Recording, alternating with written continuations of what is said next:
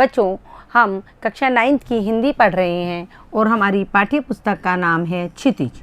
और क्षितिज के अंतर्गत हम काव्यखंड पढ़ रहे हैं। अध्याय है 13 और कवि हैं सुमित्रानंदन जी पंत।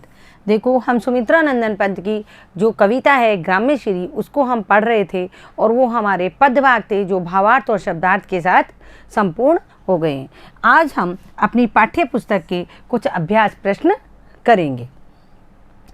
तो देखो, यहाँ जो ये कविता थी, इसमें कवि ने ग्राम के प्राकृतिक जीवन का जो वर्णन किया है। ऐसा ग्राम जो गंगा नदी के तट पर स्थित है और उसकी जो प्राकृतिक शोभा है, मनोहारी शोभा है, उसका वर्णन उन्होंने किया। उससे संबंधित यहाँ कुछ प्रश्न हैं, हम उन्हें उत्तर सहित समझने का प्रयास करेंगे। देखो, हमारा पहला प्रश्न है, कवि ने गाँव को हरता जनमन क्यों कहा? हरता जनमन से मतलब है यानी ऐसा ग्राम या ऐसे गांव का वातावरण जो जन यानी व्यक्तियों के मन को हर ले, यानी व्यक्तियों के मन को चंचल कर दे या खुश कर दे। तो प्रश्न है, कवि ने गांव को हरता जनमन क्यों कहा? देखो, कवि ने गांव को हरता जनमन इसलिए कहा क्योंकि गांव क्या था, जो गंगा के तट पर बसा हुआ था, वो प्राकृतिक जो शोभा थी उससे बहुत ज़्यादा समृद्ध था, यानी प्राकृतिक रूप से बहुत अधिक समृद्ध था। तो देखो, गांव को इसलिए हरता जनमन कहा गया क्योंकि गांव का प्राकृतिक वातावरण अत्यंत मनोरम था। कैसा था? अत्यंत मनोरम है। अभी गाँव का जो प्राकृतिक वातावरण है बहुत अत्यंत मनोरम है। और खेतों पर कैसी धूप पड़ रही है? चमकीली धूप पड़ रही है। जब फसल लहरा रही है और उसके ऊपर जब सूरज की किरणें पड़ रही हैं तो फसल स्वर्ण की भांति चमक रही थी। नाना प्रकार की फसलों और खिले हुए फूलों पर रंग बिरंगी उड़ती हुई तितलियां मन को हर लेती है। यानी फसलों पर बहुत तरह तरह के फूल आए हुए हैं, जैसे सरसों पर पीले फूल आए हैं, अलसी के ऊपर नीले फूल आए हुए हैं। तो उन रंग बिरंगे फूलों के ऊपर जब रंग बिरंगी तितलियां उड़ रही है तो वो मन को हरने वाली हो रही हैं। और वहाँ अनेक प्रकार की सब्जियां हो रही है, जैसे खीरा है, ककड़ी है, पालक लहला रहे हैं, धनिया महमा रहा है, यानी धनिया अपनी सुगंध बिखेर रहा है। इसके अलावा मूली है, गोभी है, टमाटर है, वहाँ हर तरीके की सब्जियों का इसमें वर्णन किया गया है। और गंगा के तट पर जो बड़ी बड़ी घास है, लंबी लंबी घास है, उसके बीच में जो तरबूजों की खेती वहाँ हो रही है। इसके साथ ही वहाँ गंगा के तट पर अनेक तरीके के पक्षी विहार कर रहे हैं, जैसे बगुला अपनी कलंगी को संवार रहा है और जो चकवा पक्षी है वो क्या कर रहा है, वो नदी के पानी में विहार कर रहा है। इसके साथ ही और मुर्गा भी पक्षी है जो गंगा के तट पर सोया हुआ है। देखो बच्चों, ये अपन भावार्थ में पढ़ चुके हैं। मैं यहाँ केवल समझाने के लिए आपको ये सब चीज़ें बता रही हूँ। आपको लिखना केवल उतना ही है जितना यहाँ लिखा गया है। ये सभी दृश्य जो है मन को क्या कर रहे हैं? आकर्षित कर रहे हैं। तो इसलिए इस ग्राम को हरता जनमन कहा गया है। अब अपन इसको एक प्रश्न की जो उत्तर है उसकी भाषा में सुन लेते हैं। देखो, कवि ने गांव को हरता जनमन क्यों कहा है? देखो, कवि ने जो किया है, गांव को हरता जनमन इसलिए कहा है क्योंकि गांव का जो प्राकृतिक वातावरण है वो अत्यंत मनोरम है। वहाँ पर खेतों पर चमकीली धूप पड़ रही है, साथ ही नाना प्रकार की फसलें और खिले हुए फूलों पर रंग बिरंगी तितलियाँ मंडरा रही है, जो क्या कर रही हैं, वो मन को हर लेती हैं। वहाँ पर अनेक प्रकार की सब्जियाँ होती है और साथ ही गंगा के तट पर तरबूजों की खेती हो रही है, पक्षी विहार कर रहे हैं और ये सभी दृश्य मन को हरने वाले या मन को लुभाने वाले हैं। हमारा अगला प्रश्न है, कविता में किस मौसम के सौंदर्य का वर्णन है? देखो, जनरली कविता में जो वर्णन आया है वो या तो आया है बसंत ऋतु के मौसम का या शीत ऋतु के मौसम का। पर जहाँ फूल खिल रहे हैं, पक्षी चहचहा रहे हैं और सब्जियाँ, नए नए पत्ते आ रहे हैं, सब्जियाँ लहला रही है, वो बसंत ऋतु का मौसम है। इसके देखो, बसंत ऋतु को हम शिशिर ऋतु भी कहते हैं।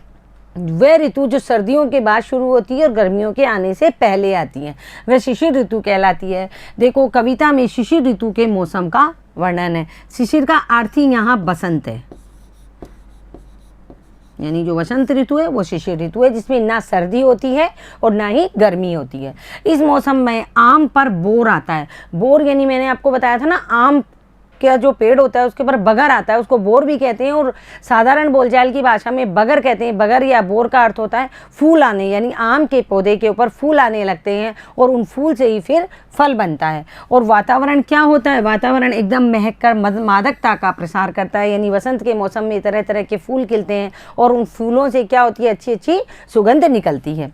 ढाक और पीपल के पत्ते झड़ने लगते हैं, यानी कि बसंत और पतझड़ ये दोनों एक दूसरे के अपर रूप हैं। जैसे ही पतझड़ आता है, यानी पत्ते जब झड़ने लगते हैं, साथ के साथ उन पर बसंत आने लगता है, यानी ढाक और पीपल के जो पके हुए पत्ते हैं वो गिरने लगते हैं और उनके स्थान पर नई कपोले फूटने लगती है। चारों ओर खिले फल फूलों पर तितलियां मंडराने लगती है, यानी जब बसंत का मौसम आता है, फल और फूल जनरली फूल खिलते हैं उस टाइम में, और फूलों पर तितलियां मंडराने लगती हैं।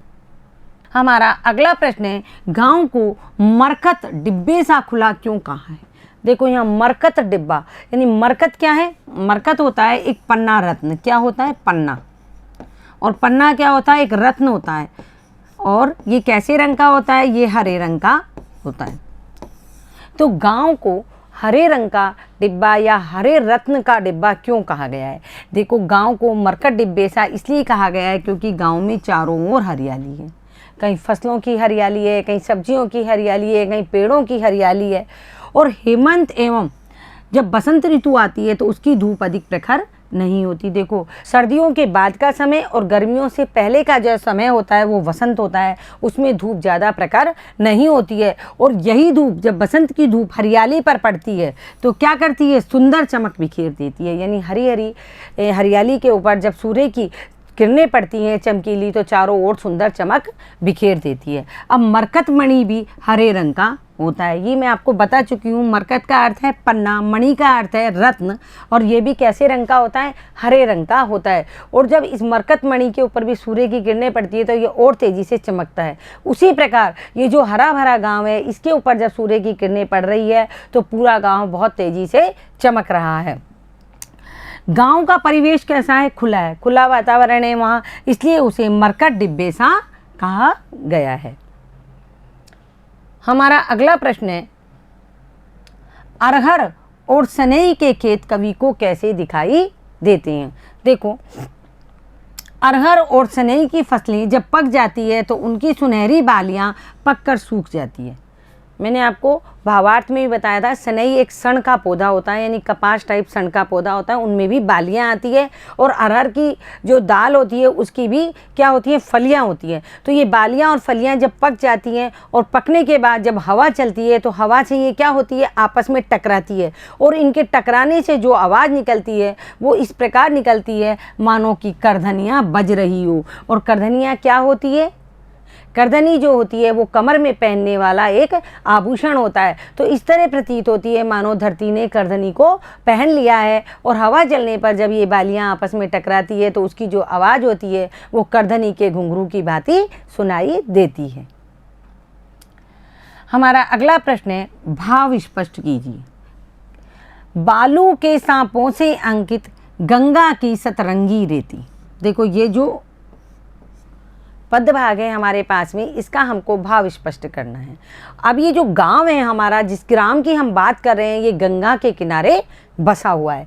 तो इसके बारे में हमको बताना है कि बालू के सांपों से अंकित गंगा की सतरंगी रेती, यानी गांव के समीप क्या है? गंगा का रेतीला तट है। कैसा तट है? गंगा का रेतीला तट है जो काफ़ी दूर तक फैला हुआ है। यानी गांव है जो किसके किनारे बसा हुआ है? गंगा नदी के। और जब तेज़ हवा चलती है तो तेज़ हवा के चलने से रेत राशि सर्पों की वक्र चाल के समान कुछ आड़ी तिरछी लकीरों से व्याप्त हो जाती है। यानी जो गंगा नदी बह रही है उसके साइड में क्या है? रेत राशि है, यानी गंगा की तट पर बहुत रेत बिखरी हुई है। और जब तेज़ हवाएं चलती है तो वो जो रेत है वो हवाओं के साथ में उड़ती है, वक्र यानी टेढ़ी चाल से। तो कैसी आकृति बन जाती है? सर्पों की भांति आकृति बन जाती है। किसके अंदर? रेत के अंदर। तो जब सूर्य की किरणें उस रेत राशि के ऊपर पड़ती है, जो रेत की राशियां हैं उनके ऊपर जब सूर्य की किरणें पड़ती हैं तो क्या करती है? रंग बिरंगी चमक फैला देती है। रेत में देखा होगा आपने, छोटे छोटे कण होते हैं, और उन कणों के ऊपर जब सूर्य की किरणें पड़ती है तो वो कण क्या है? सतरंगी होकर के चमकने लगते हैं। तो इस तरह लगता है मानो कि रेत है जो स्वर्ण की भांति चमक रही है। इस कारण रेत सतरंगी सांपों से अंकित सी दिखाई दे रही है। हमारा अगला प्रश्न है, हसमुख हरियाली हिम आतप, सुख से अलसाए से सोए। हसमुख हरियाली यानी जब सर्दियों की धूप आती है तो बहुत अच्छी लगती है, बहुत लुभावनी लगती है। तो सर्दियों की जब मंद धूप पड़ने से हरियाली हंसती हुई सी प्रतीत होती है। हल्की हल्की धूप जब सर्दियों की पेड़ पौधों पर पड़ती है तो ऐसा लगता है मानो कि जो पेड़ों की हरियाली है, जो फसलों की हरियाली है, वो बहुत खुश और प्रसन्न हो रही है। तो गाँव के परिवेश में क्या होता है, सर्दियों की धूप एकदम शांत एवं सहन योग्य है। क्यों? क्योंकि वहाँ तो चारों तरफ हरियाली है, ठंडक तो पहले से ही है, और जब वहाँ उसके ऊपर जब सर्दियों की हल्की गर्म धूप पड़ती है तो वह बहुत सुहावनी और बहुत अच्छी लगती है और सहने के योग्य होती है। ऐसा लगता है कि हरियाली और सर्दियों की धूप दोनों सुख से अलसा करके सो गई है। यानी कि जब हरियाली के ऊपर सर्दियों की धूप पड़ती है तो एकदम शांति छा जाती है, एकदम प्रसन्न वातावरण हो जाता है। तो इस तरह प्रतीत होता है मानो कि सर्दियों की धूप और हरियाली दोनों ही अलसा करके सो गई है, यानी आलस करके अब सो गई है कि हमारे पास अब कोई काम नहीं है, वो बहुत प्रसन्नचित्त है। हरियाली तो धूप में सेकने से अलसा गई है, यानी हरियाली के ऊपर जैसे ही धूप पड़ती है तो पत्ते थोड़े हल्के हल्के मुरझाए मुरझाए से हो जाते हैं ना, जबकि सर्दियों की धूप स्वयं ऐसी लग रही है मानो वह स्वयं आलस्य से परिपूर्ण हो गई हो। सर्दियों की धूप बहुत हल्की होती है और वो इस प्रकार प्रतीत हो रही है उस हरियाली वाले वातावरण में मानो कि वह आलस्य से परिपूर्ण हो गई है। हमारा अगला प्रश्न है, निम्न पंक्तियों में कौन सा अलंकार है? तिनकों के हरे हरे तन पर हिल हरित रुधिर है रहा झलक। देखो, इसमें हमको देखना है कि दोनों लाइनों में कौन से अलंकार पाए गए। तो आपको मैं एक बात बता दूं, मैं पहले भी आपको बता चुकी हूं कि जहां वर्णों की आवृत्ति होती है, वर्ण कौन से होते हैं, जैसे का, खा, गा, घा, जितने भी हैं ये सब वर्ण हैं। जहां वर्णों की आवृत्ति होती है वहां अनुप्रास अलंकार पाया जाता है, उसे हम कहते हैं अनुप्रास अलंकार। और जहां शब्दों की पुनरावृत्ति होती है, जहाँ शब्द दोबारा आते हैं, यानी हरे हरे दो बार आया है हरे हरे, जहाँ शब्दों की आवृत्ति होती है वहाँ पुनरुक्ति प्रकाश अलंकार पाया जाता है।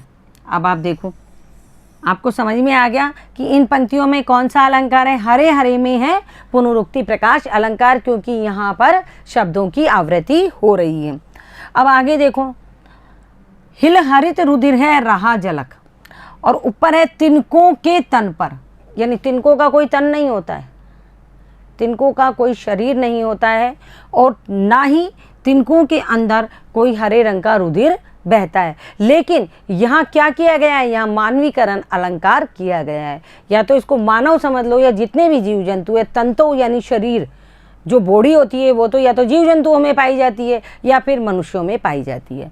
तो देखो, तिनकों के तन पर, तो तिनकों के तन पर कौन सा अलंकार आएगा, यहाँ मानवीकरण अलंकार, क्योंकि यहाँ मानवीकरण अलंकार का आरोपण किया गया है तिनकों के तन पर, यानी तिनकों का तन बताया गया कि तिनकों में भी तिनके हैं जो शरीर रूपी हैं। कैसे हैं तिनके? शरीर रूपी है। उसी प्रकार हरित रुधिर, हरे रंग का रुधिर, रुधिर तो हरे रंग का होता नहीं है, लेकिन यहाँ मानवीकरण अलंकार किया गया है, यानी कि तिनकों के तन और रुधिर में मानवीकरण अलंकार पाया जाता है। रुधिर किन में पाया जाता है? रुधिर केवल मानव या अन्य जीव जंतुओं में पाया जाता है, ना कि पेड़ पौधों में पाया जाता है। इसलिए पेड़ पौधों पर मानवीकरण अलंकार को आरोपित किया गया है। तो आपको समझ में आ गया, इसमें दो तरीके के अलंकार हैं। हरे हरे में पुनरुक्ति प्रकाश अलंकार है एवं तिनकों के तन पर, और रुधिर में कौन सा अलंकार है? मानवीकरण अलंकार है।